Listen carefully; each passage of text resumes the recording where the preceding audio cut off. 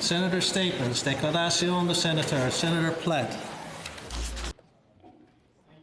Merci, Monsieur le Président. Honorables sénateurs, je prends la parole aujourd'hui pour dire quelques mots au sujet d'une tragédie qui a eu lieu dans notre famille sénatoriale, ce qui arrive bien trop souvent. Notre ancien collègue, le sénateur Bob Runciman, a perdu son épouse bien-aimée Jeannette dans un tragique accident dans le stationnement de l'hôpital de Brockville, en Ontario, là où ils vivent. C'était jeudi après-midi. Bob était avec elle en ce moment. Bob et Jeannette auraient célébré leur 56e anniversaire de mariage le 14 mars.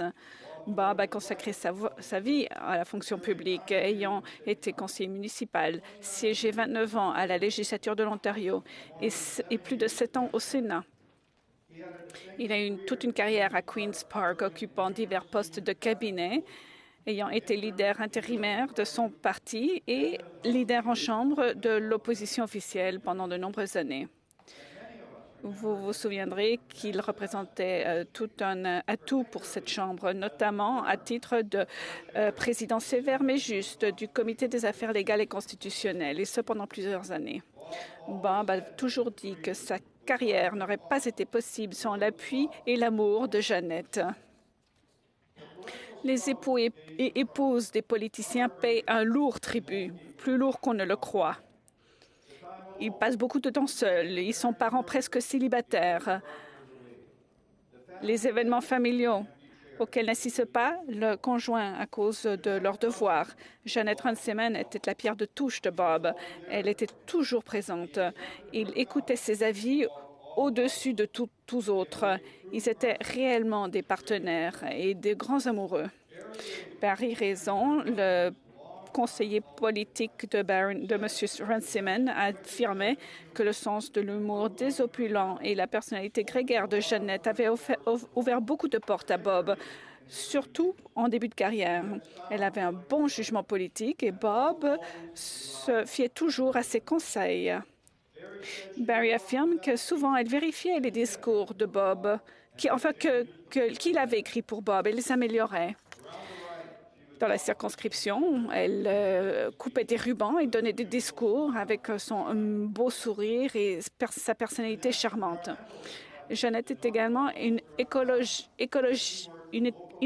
En fait, elle a fait du bénévolat et recueilli des matières recyclables bien avant l'installation des boîtes bleues. Elle se portait volontaire pour faire des grands nettoyages de Brockville et elle se portait également volontaire comme enseignante assistante à l'école locale. Après plus de 40 ans à Toronto et à Ottawa, Bob avait hâte de remercier une fois pour toutes Jeannette de son soutien pour sa carrière politique. Ils valorisaient leur temps ensemble et ils avaient hâte d'enfin profiter de tous ces moments spéciaux que d'autres familles tiennent pour acquis. Ils adoraient passer du temps avec Jeannette, avec leurs 2 filles, Sue et Robin, et avec leur famille à leur chalet dans les Mille-Îles. Malheureusement, Jeannette a été diagnostiquée d'un cancer peu après le départ à la retraite de Bob. Mais elle était optimiste et son sens de l'humour ne l'ont jamais désertée.